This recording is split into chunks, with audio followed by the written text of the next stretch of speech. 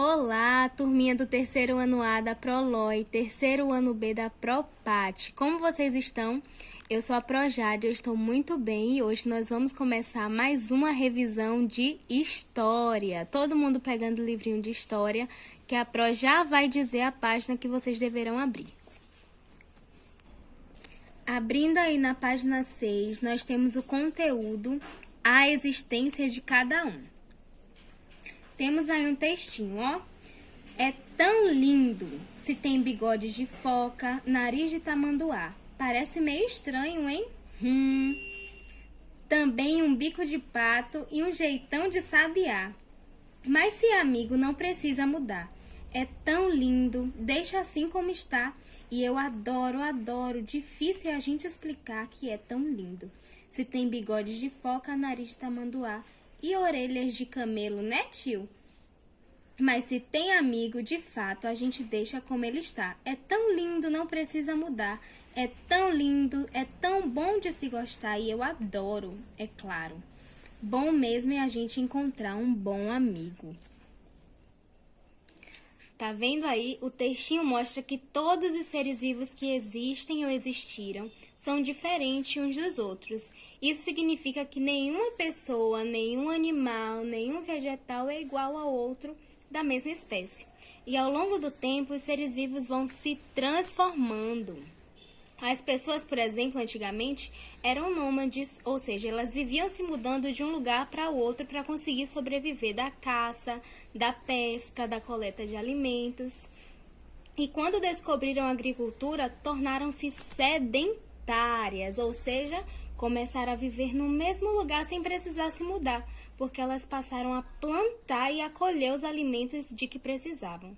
E essa característica ficou ainda mais forte quando descobriram o quê?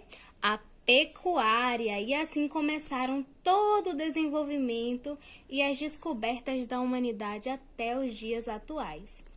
Não existem duas pessoas iguais, sem distinção. Isso acontece porque as características físicas, tanto físicas quanto psicológicas de cada pessoa, são únicas e próprias.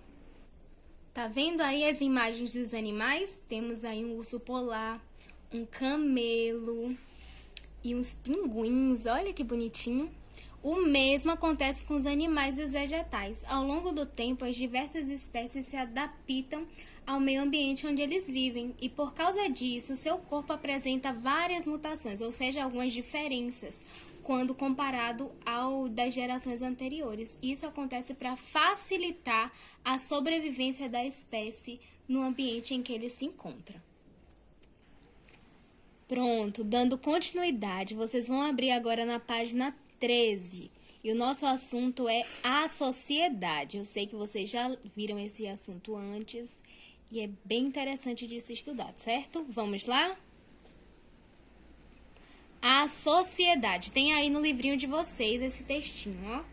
A sociedade é formada por grupos sociais. Grupos sociais são o quê? Conjuntos de pessoas que interagem e convivem porque têm interesses, culturas ou crenças em comum. Todas as pessoas convivem em diversos grupos sociais. Alguns são a família, a escola, a igreja, até um condomínio, a torcida, os amigos, o trabalho. E a sociedade, ao longo do tempo, foi se transformando. E antigamente, os grupos sociais eram bem pequenininhos, pois poucos membros faziam parte deles.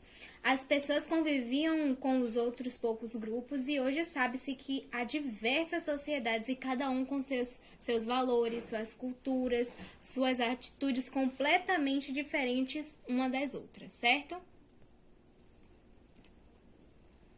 Ainda no livrinho de vocês, aí ó, na parte inferior do texto, tem escrito assim: é possível, por exemplo, observarmos ao longo do tempo mulheres que se vestem com burca e mulheres que vão à praia com biquíni.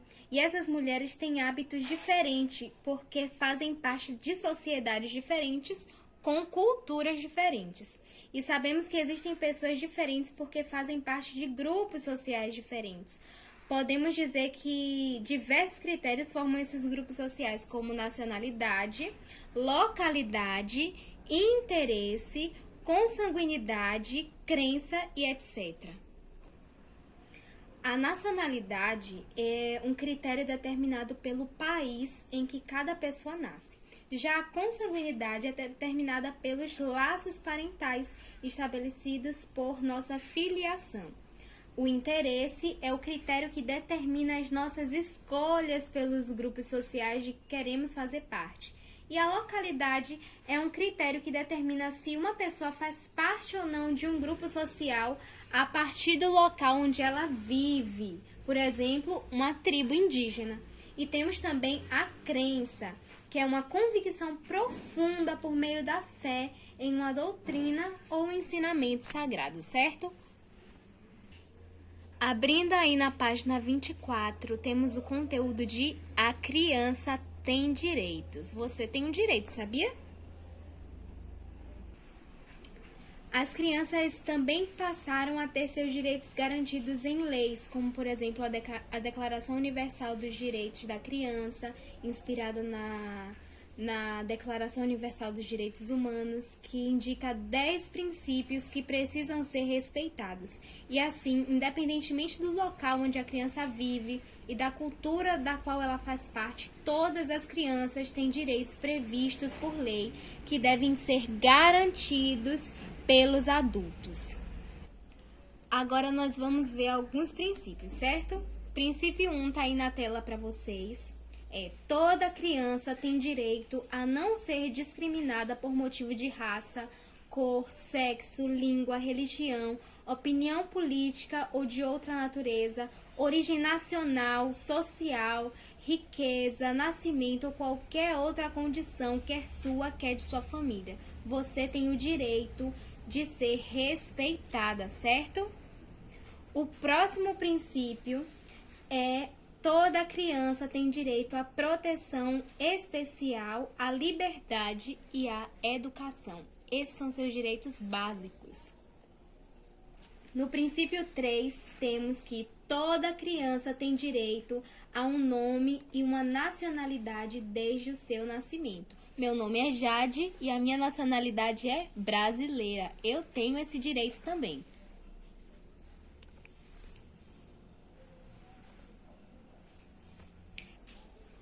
No quarto princípio, temos aí que toda criança tem direito à saúde, à alimentação, à habitação, à recreação e à assistência médica adequada. No quinto princípio, toda criança incapacitada física, mental ou socialmente tem direito aos cuidados especiais exigidos pela sua condição peculiar. No sexto princípio, toda criança tem direito ao amor, à compreensão para o desenvolvimento completo e harmonioso da sua personalidade. No sétimo princípio, toda criança tem direito a receber educação gratuita, cultura e lazer, com oportunidade para brincar e se divertir. No oitavo princípio, toda criança tem direito a receber primeiro proteção e socorro em qualquer situação. No nono princípio, toda criança tem direito à proteção contra qualquer forma de negligência, crueldade e exploração. E no décimo princípio, toda criança tem direito a criar-se num ambiente de compreensão, de tolerância, de amizade entre os povos e paz e de fraternidade universal, certo? A forma como os adultos tratam as crianças foi se modificando ao longo do tempo e antes as crianças eram vistas como pequenos adultos e com o tempo foi se percebendo que as crianças têm sim necessidades, características, desejos e até forma de pensar próprias e por vezes bem diferente dos adultos. Abrindo aí na página 64, nós temos o assunto, o conteúdo de administração municipal. Vocês viram isso recentemente também. Vamos lá? No nosso país, nós vivemos em um regime democrático. Isso quer dizer o quê, Pro? Que todos têm vez e têm voz na sociedade. Por esse motivo, nós temos o poder de escolher as pessoas que administram nosso país, nosso estado e nosso município. E a administração municipal, ela se organiza da seguinte forma, sobre o poder executivo e o poder legislativo. Nós não temos um poder judiciário próprio, ele depende do poder judiciário do Estado e é ele que julga os crimes e as divergências entre os civis, certo? No poder executivo, ele é formado pelo prefeito e pelo vice-prefeito, que são eleitos pela população para governar o município. E o poder executivo, como o próprio nome indica, ele se encarrega de executar as leis e administrar mesmo o município, certo?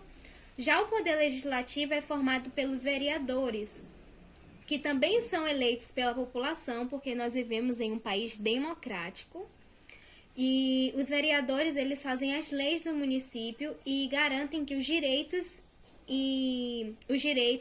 estabelecem os deveres do cidadão e também fiscalizam se elas estão ou não sendo cumpridas pelo poder executivo, certo? Os vereadores trabalham na Câmara Municipal.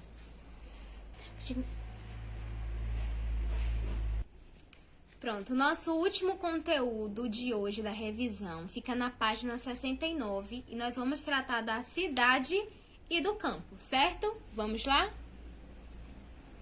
A cidade e o campo são áreas diferentes de atividades que são realizadas. Na cidade, por exemplo, é possível encontrar maior agitação e diversidade de serviços, mercadorias e produtos. Tanto os serviços como os produtos estão ligados ao processo urbano local. Mas no campo é possível encontrar uma menor agitação e diversidade de serviços e mercadorias e produtos. Nesse caso, os serviços e os produtos estão relacionados às atividades próprias de áreas rurais, mais associados à agricultura e à pecuária, certo? A cidade é a parte urbana de um município e o campo é a parte rural de um município. Mas a cidade precisa do campo, assim como o campo precisa da cidade. Tá vendo na imagem aí que tudo é um ciclo?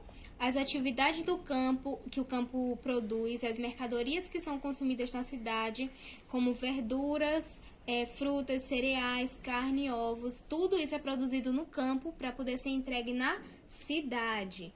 E na cidade são desenvolvidas mercadorias que são consumidas no campo, como as vacinas, os instrumentos, os equipamentos, os adubos, e assim há uma relação de complementação entre a cidade e o campo. Esse assunto é muito facinho. Pronto, para casa, tem aí atividadezinha no caderno, atividade de revisão. Respondam direitinho, assistam o vídeo quantas vezes forem necessárias. Qualquer dúvida, deixa aí nos comentários, certo? Entre em contato com a Pro. Um beijo e até a próxima aula.